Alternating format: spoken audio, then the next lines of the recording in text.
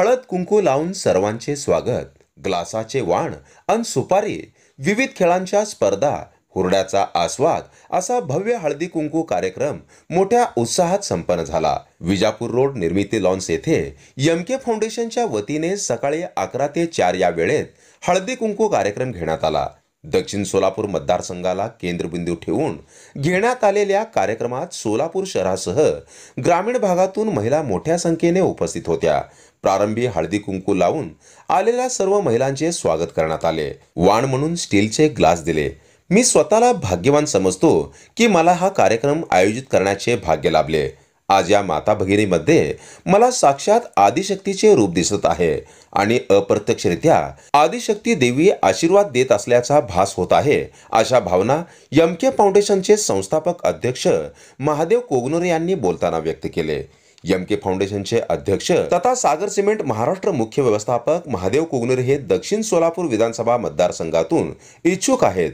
सामाजिक कार्यातून त्यांनी सर्वांचे लक्ष वेधून घेतले आहे। प्रत्येक गावोगावी खेडोपाडी फिरून त्यांनी नागरिकांच्या गाठीभेटी घेतल्या आहेत। जळीतग्रस्त कुटुंबासाठी तर महादेव कोगनोरे हे देवदूतच ठरले आहेत। दरवर्षी ग्रामीण भागातील विद्यार्थ्यांना लाखो वह्या वाटप करण्यात येतात।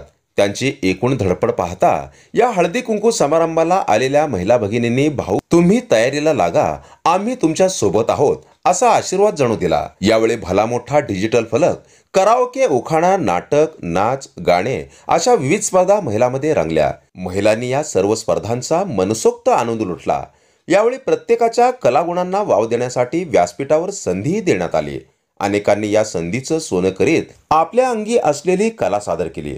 तब्बल 5 तास चाललेल्या या कार्यक्रमात महिलांच्या उत्साहाला उधाण आल्याचे पाहायला मिळाले। उपस्थित महिलांनी वडापाव व हुरड्याचा आस्वाद घेतला।